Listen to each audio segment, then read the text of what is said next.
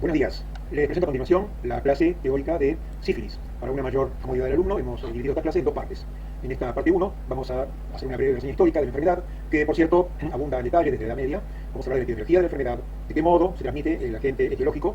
Dado que la enfermedad se presenta en distintas etapas, vamos a hablar primero de la sífilis primaria, y antes de entrar en las distintas etapas posteriores, vamos a hablar de pruebas diagnósticas, en específico en esta parte de la clase de las pruebas no treponémicas. En cuanto a la historia, digamos que la primera referencia escrita que tenemos acerca de la sífilis la hizo Girolamo Fracastoro en 1521 en un poema. Este poema, titulado Sífilis, sive morbus gallicus adpecium bembum, y hace una descripción de lo que él denominó el mal de los franceses. Tengas en cuenta que la época que apareció esta enfermedad se dio de manera más o menos simultánea en distintos sitios de Europa, y por eso que el nombre de la enfermedad era dado de acuerdo al sitio donde se la estaba estudiando. De esta manera tenemos el mal de los franceses, o el mal de los españoles, o el mal de Nápoles. Avanzando en el tiempo, Paracelso fue el primero que, estudiando en su momento era el mal de los españoles, pero que no había otra cosa más que la sífilis. Él ensayó distintos tratamientos. En aquella época los tratamientos se hacían con agentes químicos que eran muy tóxicos, como por ejemplo las sales mercuriales o las sales arsenicales. Por supuesto que muchas veces estos tratamientos eran tan tóxicos que directamente terminaban con la vida del paciente. Posteriormente, en los siglos XVI, XVII, XVIII, se utilizó muy frecuentemente como tratamiento la sudoración, es decir, se sometía al paciente a un tratamiento en el que se lo exponía al calor húmedo. De esta manera el paciente sudaba. En este grabado de 1689 puede verse esto precisamente, como si también acá un individuo que tiene las lesiones características de una sífilis secundaria y otro paciente que estaban en peor estado. De esta época viene este dicho de que podía un individuo pasar una noche con Venus, pero después sufría toda una vida con Mercurio.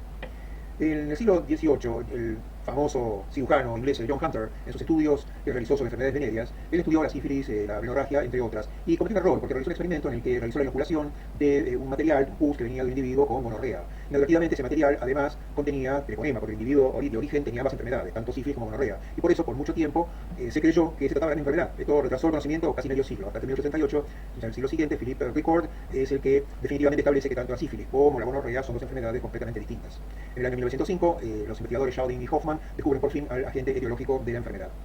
El conocimiento avanza y ya en el siglo XX es Paul Ehrlich junto con Sahachiro Hata que publican sus estudios utilizando un componente que es un arsenical, pero de menor toxicidad, que es el salvarsan, que comenzó a utilizarse como tratamiento de la sífilis. Por estos hallazgos y estas descripciones, Paul Ehrlich y Sahachiro Hata ganan el premio Nobel en 1908. Pero claro, así como había investigaciones relevantes para aquella época, hubo otras que hoy no tienen absolutamente relevancia alguna. Por ejemplo, Julius Wagner Jauregg, en 1917, y sobre la base de los estudios muy previos y observaciones que hablaban de que la sudoración, que el calor podía servir al paciente, él realizó experimentos diciendo, ¿por qué no provocamos en el paciente directamente la sudoración desde el interior del paciente? Entonces no encontró mejor cosa que causar paludismo a los individuos para causar la fiebre. No solamente que, esto se publicó, sino que además que por este motivo Julius Wagner Jauregg recibió el premio Nobel en 1927. Hoy, semejante tipo de experimentos no tendrían cabida alguna por las normas éticas que deben seguir todos los experimentos que se realizan con humanos. Debe hacerse mención a algo que pasó, que comenzó en 1932 y que fue descrito como el infame experimento de Tuskegee en Alabama. En 1932 se constituyó un grupo bastante importante de individuos de raza negra, o sea, afroamericanos, que tenían sífilis, y comenzó un tratamiento de observación. Algunos pacientes recibían la terapia convencional de aquella época y otros se lo dejaban sin tratamiento. El problema acá fue que en la década del 40 se descubrió la penicilina. Y estas bacterias son exquisitamente sensibles a la penicilina. Lo terrible acá fue que, a pesar de saber que se contaba con un tratamiento para la enfermedad, este experimento en Tuskegee continuó. Continuó a pesar de que los individuos podían en ese momento haber sido curados por tratamiento. No, o sea, lo que sorprende es que este experimento haya continuado hasta 1972, cuando por fin se filtró la publicidad que se estaba haciendo este experimento y fue terminado de manera inmediata. Es uno de los horrores de la investigación biomédica de los tiempos contemporáneos. Cada tanto, ustedes van a poder ver que en algún momento en la prensa va a aparecer alguna referencia a esta enfermedad, porque esta enfermedad sigue rampante, esta enfermedad existe, ocurre y probablemente cualquiera de los alumnos que está escuchando esta clase pueda en algún momento de su vida, especialmente por supuesto si se dedica a enfermedades infecciosas o a clínicas de venérea, van a ver individuos con esta enfermedad. La sífilis es una enfermedad que se halla ampliamente distribuida en todo el mundo. En este mapa ustedes pueden observar en estos pequeños carteles la incidencia de la enfermedad en el año 2012. Fíjense que la mayor prevalencia se da en la región africana, con más de 1.800.000 nuevos casos de sífilis en ese año.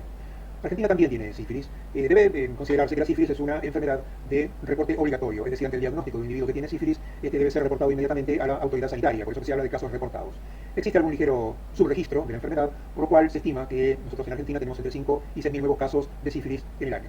Los grupos que están más expuestos a la enfermedad son aquellos varones que tienen sexo con otros varones, las mujeres que se dedican a la prostitución, y también se ha visto que de la anamnesis surge que existe mayor incidencia de sífilis en aquellos individuos que mantienen relaciones con múltiples parejas. La sífilis es básicamente una enfermedad de transmisión sexual. Se observa que la mayor incidencia se da en el grupo etario de los 15 a los 30 años, que coincide con la edad de mayor actividad sexual. También se da con mayor incidencia en aquellos individuos de uno u otro sexo que tienen múltiples parejas sexuales. Existe también la transmisión vertical, es decir, la transmisión de la madre al feto. Esta es una bacteria que atraviesa la placenta y que en cualquier momento del embarazo puede la bacteria ser transmitida al feto. Otras formas de transmisión, muy poco frecuentes, ya casi no existen, es la inoculación directa accidental, que puede darse en los laboratorios de investigación o laboratorios de medios hospitalarios, en donde no se han observado todas las normativas que tienen que ver con la bioseguridad y el manejo de los materiales contaminados con estos patógenos. Otra vía, también muy rara ya hoy día, la transfusional. Antiguamente podía transmitirse la enfermedad por transfusión de sangre, pero hoy día, por los controles que se realizan, tanto sobre el donante como sobre la sangre, una vez que ha sido obtenida, ya es muy raro que en la actualidad la sífilis pueda ser transmitida por transfusión.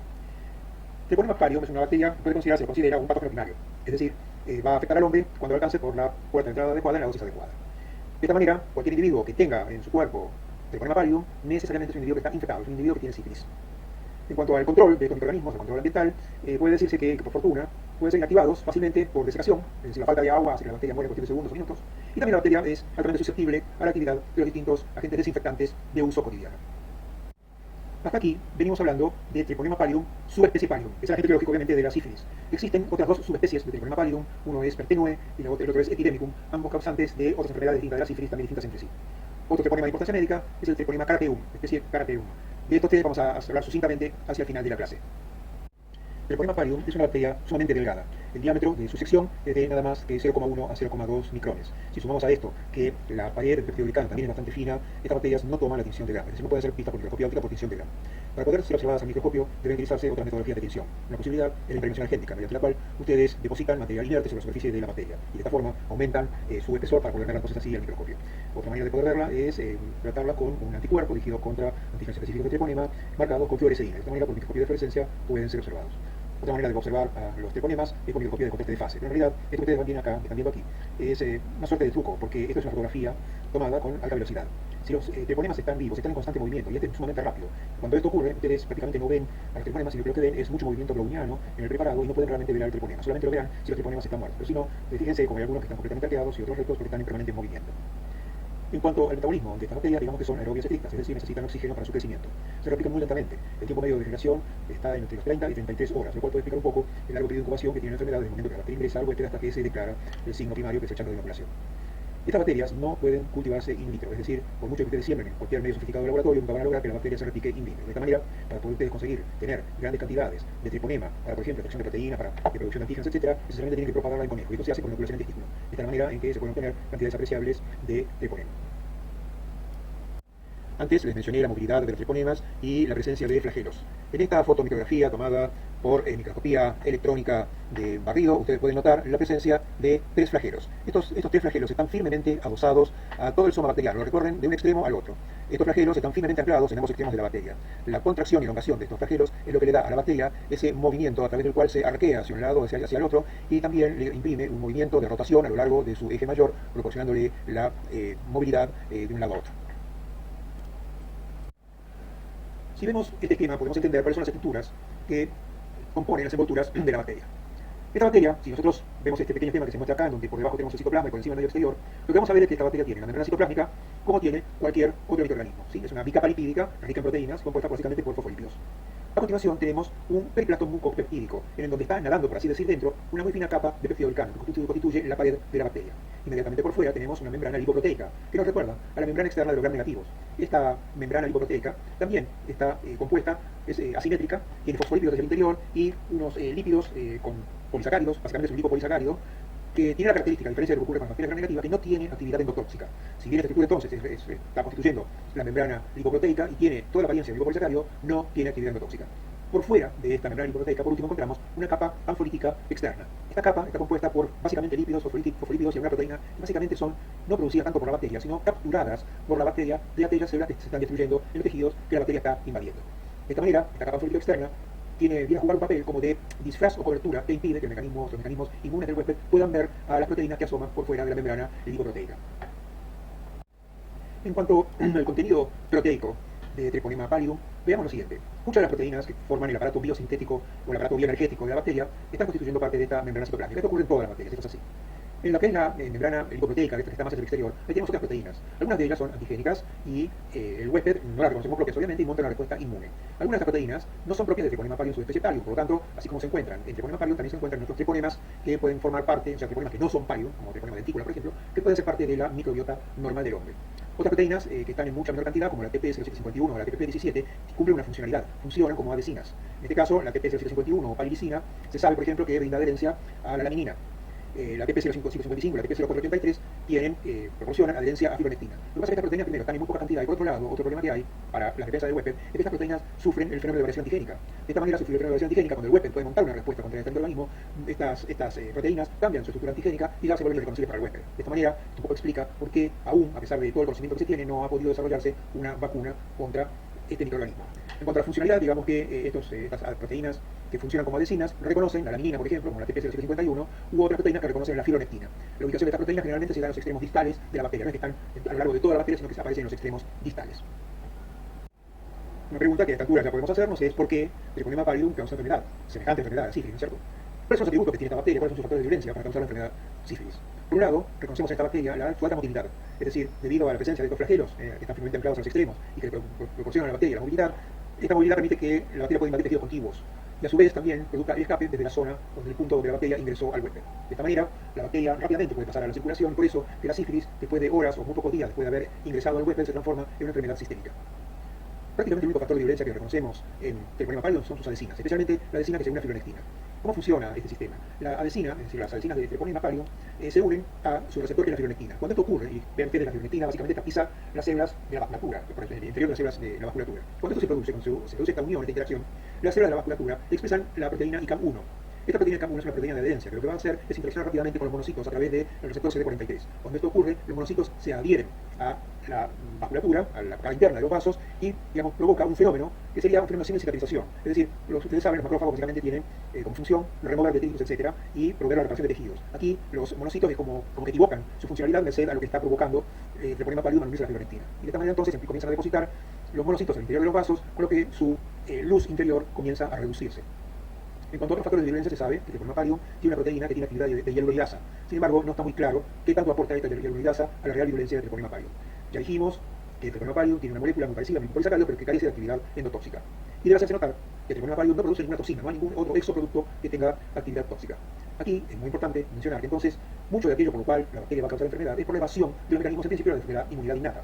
Y posteriormente, a medida que avanzan los días, por evasión de la inmunidad adaptativa. ¿Y esto por qué es? Porque la bacteria, a través de su capa folítica externa, enmascara aquellos potenciales antígenos que podrían tener algún tipo de capacidad protectiva. Este enmascaramiento se da básicamente por fosfolípidos del huésped y por proteínas del huésped, como antes les he mencionado. Veamos ahora qué ocurre cuando la bacteria ingresa al huésped sano.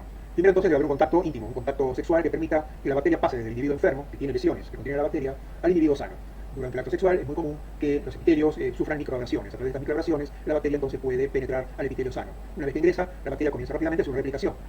A medida que la bacteria va replicándose, va interaccionando con células que están presentes en ese lugar, y se produce la liberación de factores quimiotácticos, que básicamente son factores quimiotácticos para células mononucleares. Es decir, aquí no se produce la migración de leucocitos polimorfonucleares, por lo que esto no va a ser una lesión purulenta, ¿no? Aquí no va a haber pus. La bacteria se sigue multiplicando rápidamente, y a medida que esto va ocurriendo, comienza en algún momento a escapar de este sitio, en donde también se va produciendo la necrosis y se va ampliando el tamaño de esta lesión. Van pasando los días, esta lesión, este centro comienza a sufrir necrosis, los bordes de lo que va a ser la lesión incipiente comienzan a elevarse, y va a llegar un momento que puede ser tan rápido como los 3 días, y esto se ha visto en individuos, por ejemplo, que sufren SIDA, o tan largo como 90 días, como se ha llegado a registrar en algunos individuos. Pasado ese periodo, se hace manifiesta, se presenta la lesión característica de la sífilis primaria. A esta lesión se la denomina el chancro de inoculación. En el paciente masculino, el chancro puede ser visible, bastante obvio, y aquí les muestro 3 fotomicrografías en donde usted puede ver esta lesión, que tiene ciertas características. La primera es que no es purulenta, como les dije antes, no tiene pus. Sí, lo que ustedes pueden ver que tiene cierta humedad, puede haber liberación de líquido seroso, pero nunca pus. Estas lesiones son muy ricas en treponemas, por eso que el contacto sexual de este individuo con otra persona sana muy probablemente le pueda transmitir la enfermedad. Otra de las características de este chancro de inoculación es que es totalmente indoloro, es decir, el individuo, a menos que lo pueda ver, no va a sentir dolor alguno. Justamente como es posible que el individuo pueda ver este chancro, es por eso que el paciente masculino puede ir a la consulta y mostrar cuál es el problema que lo está aquejando. El problema que hace su cita con la paciente femenina. ¿Por qué? Porque la localización del chancro no siempre es obvia y visible, por lo tanto puede pasar desapercibida para el paciente. Fíjense ustedes que si el chancro está ocurriendo en un sitio profundo, en los órganos profundos, en cuello uterino o en la vagina, mal puede verse. Y por otro lado, como estamos diciendo que es indoloro, la paciente femenina se dirige en un riesgo potencial sumamente importante, ¿sí? Porque la paciente puede estar enferma y no saberlo, y constituir un riesgo epidemiológico realmente de mucha envergadura. con, bueno, un poco de imaginación, ustedes pueden pensar que puede haber prácticas sexuales de todo tipo, con lo cual el chancro puede llegar a ubicarse no necesariamente en los órganos sexuales. Ustedes pueden ver acá un chancro localizado en el interior del labio inferior, este que está localizado en la lengua y este que está localizado en el paladar. No me pregunten cómo llegó a producirse un chancro en esta región, esto no es un suelo, esto es un chancro sifilítico, pero bueno, con un poco de imaginación podemos pensar que alguien quizás se acercó mucho a las circunstancias y pudo ver bien de cerca de qué se trataba el tema. En pacientes infantiles no es de sorprender también que pueda observarse la presencia de chancros sifilíticos. Esto generalmente es producido por violaciones que sufren los menores. Esto ya no solamente trae un problema médico, sino también un problema social que el médico debe observar.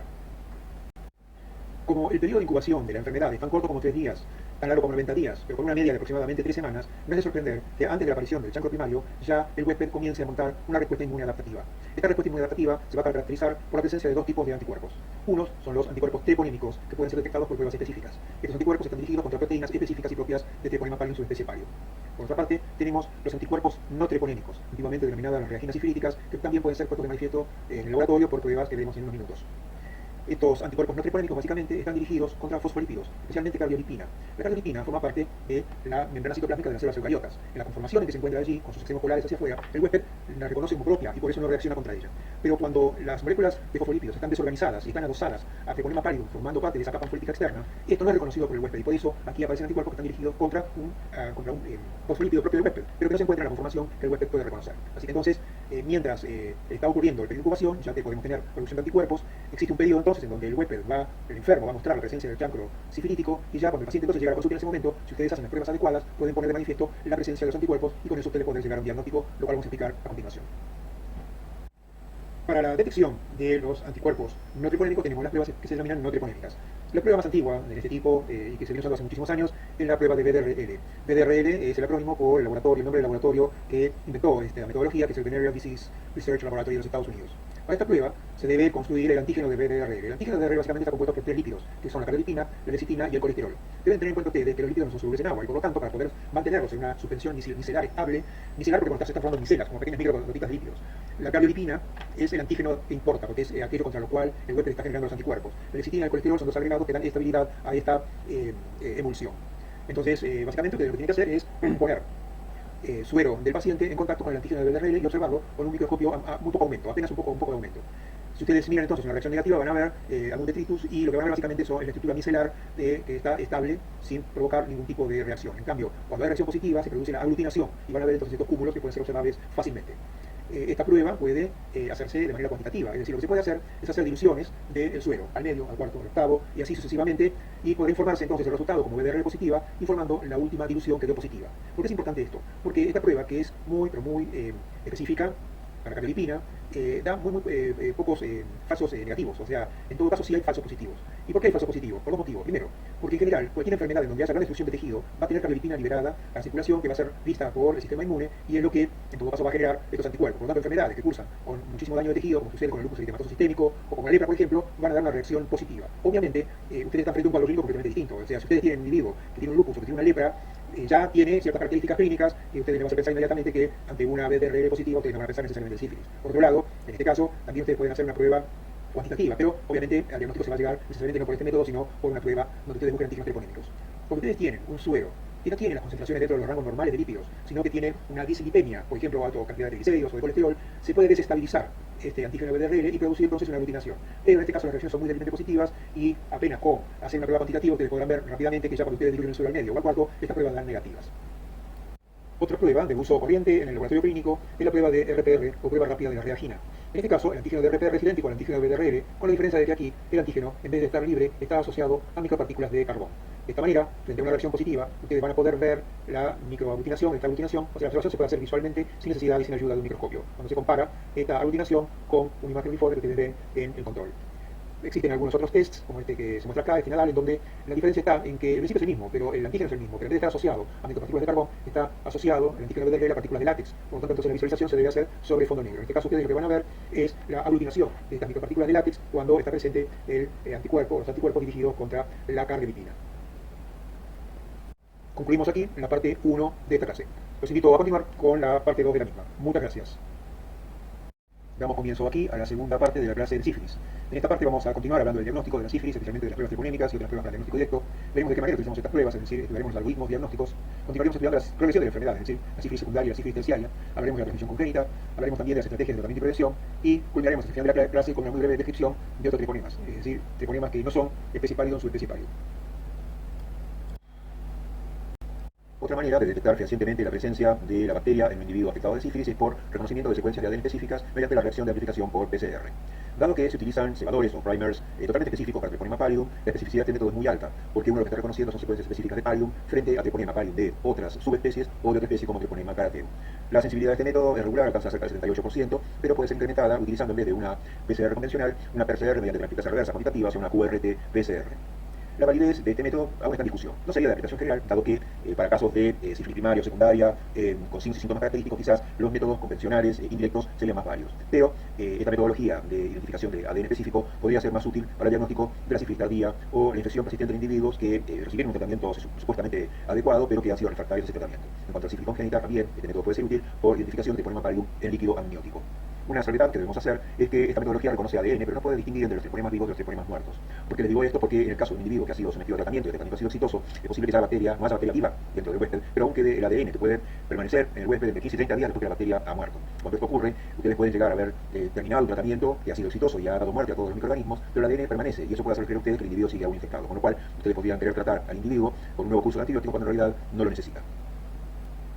En contraposición al diagnóstico directo de la sífilis, tenemos el diagnóstico indirecto. En el caso del diagnóstico indirecto, no estamos determinando la presencia de la bacteria, sino la presencia de una respuesta inmune contra el microorganismo. Un método de excelencia que se utiliza para este fin es el de FTA-ABS. Este acrónimo viene de Fluorescent Treponema Antibody con absorción. Básicamente lo que se hace en este caso es ustedes lo que van a tener es el suero del paciente. Lo que van a hacer primero es someter a estos sueros del paciente a un tratamiento con una suspensión de treponemas no pallidum. Es decir, ustedes mediante este procedimiento lo que van a hacer es absorber todos aquellos anticuerpos que no están dirigidos contra los antígenos específicos de Treponema pallidum. Van a remover una buena cantidad de anticuerpos no específicos. Una vez que se hace eso, el sobredadante remanente, por eso se centrifuga, el sobredadante remanente se coloca sobre objetos que contienen adheridos treponemas de referencia, son treponemas pallidum de referencia que, digamos, se depositan, se fijan sobre estos objetos. Entonces, en estos objetos ustedes van a poner cada una de las muestras que ustedes tienen y un suero control positivo. Este suero control positivo ustedes saben que tiene anticuerpos contra treponema. Posteriormente, se lava este objeto y se aplica una anti-IgG humana que se prepara en otra especie animal y luego otro segundo anticuerpo, que es un anti-IgG de cabra, ¿sí? Marcado ahora con fluoresceína. Es decir, se hace una especie de triple sándwich. Así que ustedes van a tener el treponema, el suero del paciente, la anti-IgG humana preparada en cabra y una anti-IgG de cabra preparada en conejo que está marcada con fluoresceína. Si ustedes en el suero del paciente tenían anticuerpos dirigidos contra el treponema, la imagen que ustedes van a ver es de los treponemas fluorescentes. Les hago la salvedad, les estoy indicando que los treponemas que ustedes están viendo acá no son los treponemas que tenía el paciente, sino son los treponemas de referencia que vienen con el kit diagnóstico. De esta manera ustedes pueden, con alta sensibilidad y muy alta especificidad, determinar la presencia de anticuerpos dirigidos contra antígenos treponémicos.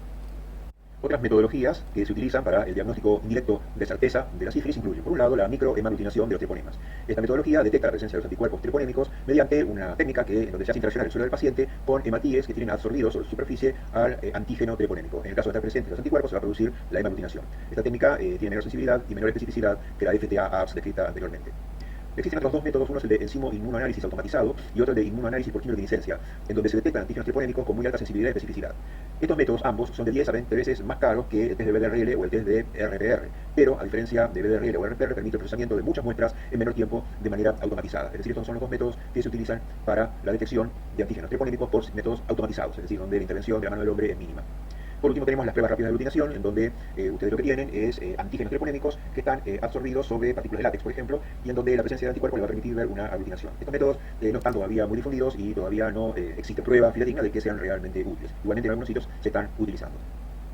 Habiendo descrito todas las metodologías con las que contamos para poder realizar la identificación tanto de la presencia de la bacteria como de anticuerpos dirigidos contra ella en el laboratorio, veamos ahora de qué manera uno realiza una utilización racional de estos métodos para llegar al diagnóstico de certeza. Al respecto, existen dos algoritmos. Uno es el algoritmo tradicional y otro es el algoritmo inverso.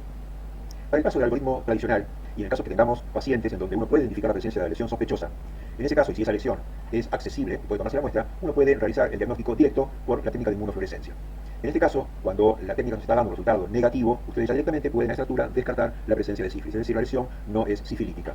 Pero para el caso de que la inmunofluorescencia fuera positiva, eso nos da el diagnóstico de certeza de manera inmediata, en cuyo caso ustedes deberán realizar la prescripción del antibiótico adecuado a ese paciente. Existen muchas situaciones en donde uno no tiene una lesión sospechosa. Esto ocurre muchas veces cuando uno lo que tiene que realizar es el análisis de sueros que provienen de una población de individuos, por ejemplo, población de individuos en riesgo, plasma que proviene de bancos de sangre, o grupos de individuos, por ejemplo, que se analizan para análisis prenupcial o para análisis prelaboral. En esos casos, lo que se recomendaba mediante este algoritmo tradicional es la realización de una prueba no treponémica, es decir, una prueba de BDRL o RPR. Dado que esta técnica es bastante sensible, aunque no específica, si la BDRL o RPR daban negativas, en general uno, en ausencia de algún otro signo o síntoma de la enfermedad, uno podría llegar a la conclusión de que no hay enfermedad. Pero en el caso de que la prueba fuera positiva, y especialmente si al hacer una BDRL cuantitativa diera un título alto, uno puede, frente a la sospecha de que el individuo pueda estar enfermo, uno debe confirmar el diagnóstico mediante una prueba treponémica, una prueba donde ustedes van a identificar la presencia de anticuerpos específicos. En ese caso, ustedes hacen una prueba de FTA-APS o de microhemoglutinación. Si la prueba es positiva, ustedes están confirmando la presencia de la enfermedad y en ese caso deberán prescribir el tratamiento adecuado. Si la prueba en ese caso diera negativa, la probabilidad de que exista enfermedad sifilítica es bastante baja. Debe hacerse notar que los anticuerpos dirigidos contra antígenos treponémicos en general aparecen antes que aquellos dirigidos contra cardiolipina. Por eso es que ustedes podrían llegar a tener un resultado negativo y descartar un caso como no sifilítico cuando para ese momento ya tengan algún pequeño bajo título de anticuerpos FTA. Es decir, si ustedes tienen una BR negativa, pero se trata de un caso no de análisis de población general, sino de ya tienen algún tipo de sospecha, quizás lo que convenga es repetir esta BRL al menos una semana después. En aquellos laboratorios en donde se analizan un elevado número de muestras, es más conveniente utilizar el algoritmo inverso para el diagnóstico de la sífilis, dado que esta metodología necesariamente utiliza métodos automatizados para iniciar este análisis. Los métodos automatizados que se están utilizando son los de enzimo-inmunoanálisis o de inmunoanálisis por quimioluminiscencia. En este caso lo que se analiza es el suelo de los individuos. Aquí, en estos casos, se está haciendo no solamente diagnóstico, sino también tamizaje en poblaciones que normalmente debían ser sanas y no debían padecer esta enfermedad. Por ejemplo, individuos al que se realiza un ensayo prelaboral o un análisis prenupcial. También, por supuesto, por los individuos que tienen alguna lesión característica o la sospecha es muy grande, bueno, también se incluyen aquí en este tipo de proceso. Pero tengamos en cuenta que un alto número de muestras puede ser negativo. Entonces, si ustedes realizan tanto un inmunoanálisis como un inmunoanálisis por quimioluminiscencia y tiene un resultado negativo, esto les está diciendo de entrada, como ustedes están buscando anticuerpos treponémicos, ya eso les dice que no tienen enfermedad. Pero para el caso de que les diera un resultado positivo, esto quiere decir que el individuo tiene anticuerpos treponémicos. Y si hay algún signo o síntoma de la enfermedad, ustedes esta sospecha ya la están confirmando y directamente prescriben el tratamiento antibiótico si se sospecha que está el individuo en una sífilis primaria porque tiene la lesión, o si aún no tiene la lesión puede ser que la enfermedad esté en incubación. Pero tiene que tener una sospecha clínica. En el caso de que ustedes no tengan una lesión y lo que sea, por ejemplo, esto surge por ejemplo de un análisis de una población en riesgo, como les mencionaba por ejemplo, de personas que están ejerciendo la prostitución y que no tienen los controles adecuados, ustedes no tienen por qué estar viendo necesariamente la presencia del chancro. Entonces deben confirmar el resultado de estas pruebas treponémicas automatizadas con una BDRL o una RPR que se hace en forma manual. En el caso de que una prueba BDRL o RPR diera positiva, eso les está diciendo que el individuo está enfermo, está infectado. Después podrán ver dónde es que tiene el chancro, si lo tiene, porque puede estar en ese periodo intermedio que ustedes tienen entre la sífilis primaria y la sífilis secundaria. En este caso, ustedes deben tratar al individuo con el antibiótico si no es que se ha prescrito anteriormente. Puede ser el caso de que habiendo tenido un resultado positivo de la prueba automatizada, la BDRL es de negativo. En este caso deben hacer un desempate y por eso tienen que hacer una nueva prueba de confirmación con un análisis de anticuerpos, es decir, tienen que hacer una segunda prueba de búsqueda de anticuerpos treponémicos. Y ahí se usa entonces en forma manual la prueba convencional de FTA-APS o de microhemoglutinación. Si esta prueba resulta ser positiva, entonces, como esta prueba es un poquito más sensible que el método automatizado, ustedes se llegan a la conclusión de que sí, evidentemente el individuo está enfermo y por eso deben tratarlo, pues está padeciendo la enfermedad. Si, en cambio, la prueba específica les diera negativa, entonces ahí lo que tienen que hacer es un análisis mucho más exhaustivo del paciente, ver si este individuo tiene factores de riesgo para la sífilis, y quizás lo que deban hacer entonces es repetir tanto la BDRL o la RPR una semana más tarde para poder confirmar si se trata de enfermedad, es decir, de sífilis o no. Volvamos a la progresión de la enfermedad. Habíamos dicho que después de un periodo de incubación aparece el chancro de inoculación. Mientras el chancro está presente, cuando el individuo probablemente vaya a la consulta, y ahí en caso de que se pueda hacer el diagnóstico de certeza, ustedes van a indicar el tratamiento antibiótico correspondiente. Es posible, porque eso puede ocurrir, que el individuo afectado, al que se ha prescrito el antibiótico, no adhiera al tratamiento, es decir, no se aplique las inyecciones con la inyección correspondiente. En ese caso, existe el peligro de que el individuo, tras un periodo, va a notar que el chancro cura espontáneamente, y esto ocurre aún en ausencia de tratamiento, es decir, tras un periodo de 3 a 5 semanas de haber aparecido el chancro, este cura espontáneamente, cicatriza. El individuo puede pensar que ha curado, pero en realidad no ha curado, sino que la enfermedad prosigue. Una forma de poner en evidencia si el tratamiento ha sido efectivo, es decir, si se ha administrado el tratamiento correspondiente, es verificar mediante BDRL o RPR la presencia de anticuerpos no treponémicos. En el individuo que ha sido tratado y que ha respondido al tratamiento, lo que ustedes van a ver es una disminución manifiesta del título de anticuerpos no treponémicos, es decir, la prueba BDRL puede hasta negativizarse. Mientras que en el caso de que no haya sido administrado el tratamiento, es decir, no se ha hecho el tratamiento antibiótico, el título de anticuerpos no treponémicos va a seguir elevado. Tras un periodo que va a mediar entre las 3 semanas y los 6 meses, después de la enfermedad primaria, después que haya curado el chancro primario, aparecen los signos característicos de la sífilis secundaria. Esta erupción secundaria se caracteriza por una serie de lesiones, que ahora veremos en las fotos, y que van a estar presentes durante un periodo tan corto como 2 semanas, hasta quizás 10 semanas, y que tiene que ver un poco con la gravedad de las lesiones en distintos pacientes y el tiempo que tardan en cicatrizar. Esta erupción secundaria puede ser seguida por otras erupciones secundarias, es decir, puede volver otra vez a aparecer una erupción secundaria semanas después, y este proceso puede repetirse 2, 3 o hasta 4 veces. De esta manera van apareciendo erupciones secundarias recrudescentes por un periodo prolongado. Las lesiones características de la sífilis secundaria aparecen diseminadas en todo el cuerpo. Cada una de estas lesiones es semejante a lo que habíamos visto como chancro de inoculación, es decir, cada una de estas lesiones contiene treponemas y por este motivo estos individuos son altamente contagiosos por contacto. Una característica de estas lesiones de la sífilis secundaria es que no respetan ni la palma de las manos ni la planta de los pies, como así lo hacen otras lesiones eruptivas que aparecen en ciertas enfermedades virales.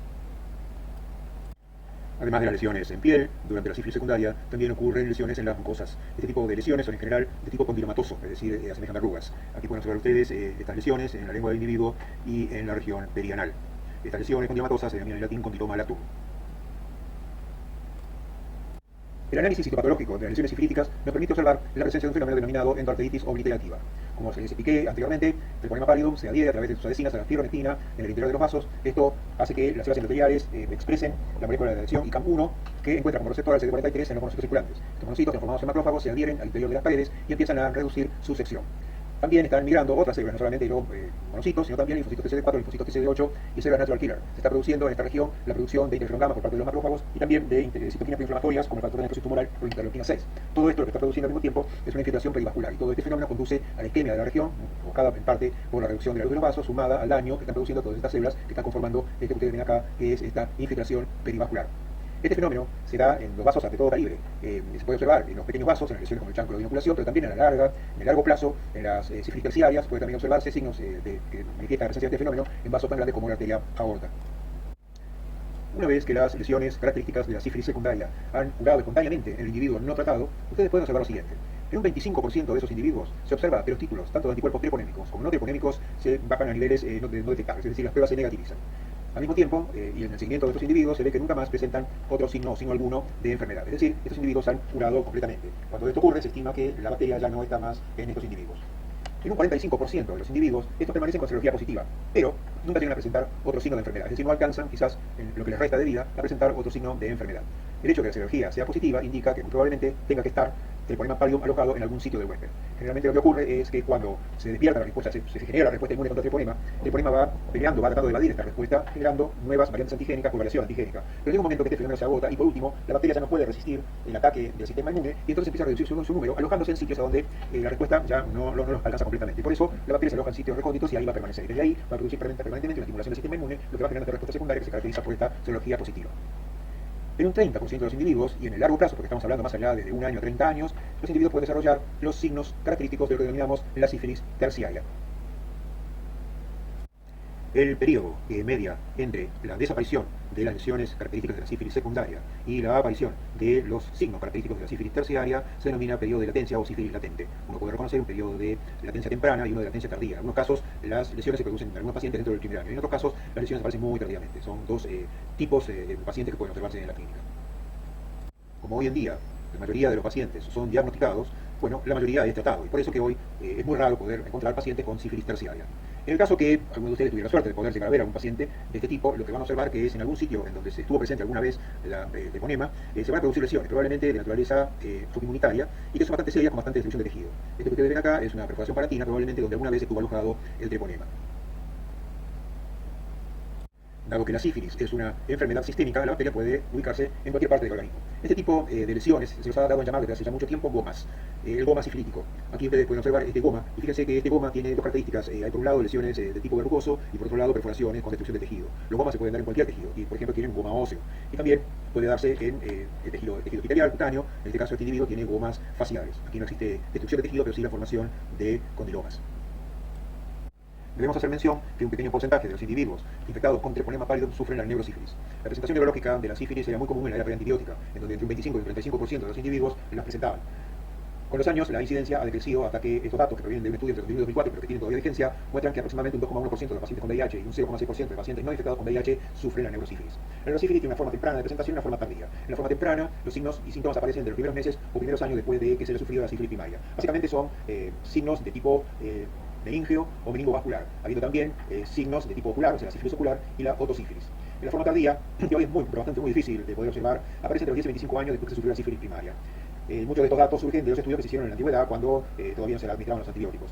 De los signos característicos se recuerdan la demencia sifilítica, la paresia generalizada y el cables dorsal, que se caracterizaba por problemas motrices que sufrían los individuos, como la ataxia sensorial, sumado a otros signos como dolores súbitos, etc. La madre puede transmitir la sífilis al feto durante el embarazo. En efecto, el Treponema pallidum puede atravesar la placenta y lo hace a partir de la 9ª a 10ª semana de gestación, ¿no? El riesgo de infección para el feto es máximo durante la sífilis primaria o secundaria, cuando esta es no tratada. Luego comienza a disminuir un poco, es de alrededor del 35%, madres con sífilis de más que tiene más de 2 años de evolución de la enfermedad, continúa siendo apreciable hasta el cuarto año de evolución, tras lo cual comienza a declinar. Debe hacerse mención que las lesiones que sufre el feto comienzan a ocurrir recién después de la semana 16 de gestación. Esto coincide con el momento en que el feto, es decir, después de la semana 16 es cuando el feto comienza a tener parcialmente maduro su sistema inmune. Entonces, las lesiones que sufriría el feto estarían relacionadas con la aparición de la respuesta inmune en el feto, dirigida contra la bacteria. Por eso es que cuando se trata precozmente a la paciente sifilítica, es decir, antes de las 16 semanas de gestación, se puede prevenir en gran medida el daño al feto. No obstante ello, en principio, alrededor del 40% de los fetos infectados se pierden por aborto espontáneo o muerte fetal paterna. Aún así, de aquellos fetos que por último terminan naciendo vivos, en madres no tratadas, la mortalidad luego, a posteriori del nacimiento, es también alta y ronda el 25%. De que los pacientes que por último terminan sobreviviendo, el 40% de los sobrevivientes tienen secuelas realmente severas que ahora veremos. El diagnóstico de la sífilis congénita es muy complejo realmente y no se cuenta con un método totalmente fidedigno. No es muy recomendable hacer un análisis de los títulos de anticuerpo, ya sea treponémico como no treponémico, en el feto, porque claro que los anticuerpos de la madre pasan al feto y eso puede llevar a confusión y a errores diagnósticos. Si uno tiene la suerte de encontrar, cuando uno compara los títulos de BRL o RPR de sueros del recién nacido con el de la madre y encuentra que el suero del recién nacido tiene un título 4 veces más alto que el de la madre, esto es subjetivo, muy subjetivo de sífilis congénita, lo cual obliga a un estudio más exhaustivo del recién nacido. Existen muy pocos signos que nos pueden hacer sospechar una sífilis en un recién nacido. Uno de estos signos es la presencia de manifestaciones cutáneas, como por ejemplo la descamación cutánea. Esto no ocurre normalmente y cuando ocurre, bueno, uno puede sospechar la posibilidad de una sífilis y además algún otro indicio que haga sospechar la enfermedad. Una vez que el niño ha superado la edad neonatal y ha desarrollado, lo que puede observarse, como se decía antes, en un porcentaje importante de los casos, se observan distintos signos tardíos, que son bastante graves. En este caso, que pueden observar deformaciones óseas, en este caso en el tabique nasal, o en este caso en huesos de la pierna. Una visión característica para los odontólogos son los dientes de Hutchinson. Fíjense ustedes los incisivos bicúspide que se pueden observar en esta fotografía. El tratamiento de elección para la sífilis es la administración de penicilina G. El Treponema pallidum es exquisitamente sensible a la penicilina y hasta el día de la fecha no se han descrito cepas resistentes. La penicilina que se utiliza más es la penicilina G en su forma benzatínica, es decir, una forma de alta dosis y de depósito, que permite la liberación lenta de la penicilina durante un periodo prolongado. En un paciente que no tenga HIV, que no tenga otra enfermedad de base, generalmente con una única aplicación sería suficiente para curar la enfermedad. Para aquellos individuos que son alérgicos a la penicilina, se utilizan tetraciclinas o macrólidos. Estos antibióticos no pueden usarse en la embarazada por su efecto teratogénico, entonces por ese motivo a lo que se suele recurrir es a la desensibilización materna de la penicilina para poder después administrar este antibiótico. Cuando se trata a un individuo con penicilina, uno de los efectos, un único efecto adverso que se ha notado es lo que se ha dado a denominar el síndrome de Harris-Herzheimer, y que se caracteriza por un síndrome febril agudo que ocurre inmediatamente después, a unas pocas horas después de haber administrado el antibiótico. Esto ocurre porque la penicilina actúa sobre la pared bacteriana, destruye la bacteria, se liberan pirógenos endógenos de la bacteria, que son los que actúan sobre distintos receptores del huésped, provocando el aumento de la temperatura corporal. Es algo que cede espontáneamente, que solamente con antitérmicos se soluciona. En cuanto a la prevención, el problema que tenemos es que no existe una vacuna contra la sífilis. No se ha identificado hasta el día de la fecha antígeno alguno que pudiera ser útil para ser utilizado como vacuna. De esta manera, entonces, lo único que nos queda es realizar campañas de educación sanitaria para poner en conocimiento todas las conductas que se deben adoptar para tener sexo seguro y evitar la transmisión de la enfermedad. Por otra parte, una medida única y sumamente eficiente es el uso de preservativos. Por último, no vamos a terminar esta clase sin mencionar otras 3 patologías causadas por treponema. En el caso de Treponema pallidum, su especie endemicum, esta bacteria causa una enfermedad que se denomina vejel o sífilis endémica. En este caso, la transmisión del organismo no necesita ser por transmisión sexual. Directamente esta bacteria se transmite desde las lesiones del individuo por contacto directo con piel erosionada de otro individuo. Esta enfermedad también reconoce una forma primaria y una forma secundaria. La forma primaria es más localizada, donde se produce el contacto, y una forma secundaria donde aparecen lesiones con cierta diseminación en el organismo. No vamos a decir más de esta enfermedad y ahora se van a dar cuenta por qué les digo esto. Otra patología que debemos mencionar es el pian o frambesia. En este caso, la patología está transmitida por un Treponema pallidum de su especie Pertenue. También en este caso, la enfermedad se transmite por contacto directo entre la piel lesionada, es decir, que tiene lesiones, ya sea primarias o secundarias, y escoriaciones en la piel de otra manera sana. Y la tercera patología a la que les quería hacer referencia es una enfermedad que se denomina pinta o karate o enfermedad de Pinto. Está producida por un treponema, que género treponema especie Carateum. En este caso también se producen lesiones cutáneas un poquitito más extensas y que tienen la particularidad que una vez que cicatrizan espontáneamente dejan regiones hipopigmentadas. Como ustedes pueden observar en esta fotografía del lado izquierdo, esto es un pie, y aquí se ven las manos con esta hipopigmentación que se establece en aquellas zonas en donde se habían producido las lesiones causadas por Treponema Carateum. Solamente nombramos la presencia de estas 3 últimas patologías porque vean ustedes cuál es la región en donde se presenta. Básicamente, entre ambos trópicos es donde se encuentran las zonas endémicas de esta patología y nosotros no tenemos ninguna de estas 3 patologías en la República Argentina. Por ese motivo, se las menciono simplemente para que ustedes sepan de su existencia, pero no vamos a hablar más de ellos. En este diapositivo les dejo la bibliografía recomendada, los libros de texto y la bibliografía especializada en inglés para seguir los contenidos de esta clase en mayor profundidad. Damos aquí por terminada la clase de sífilis. Les agradezco su atención. Tengan ustedes muy buenos días.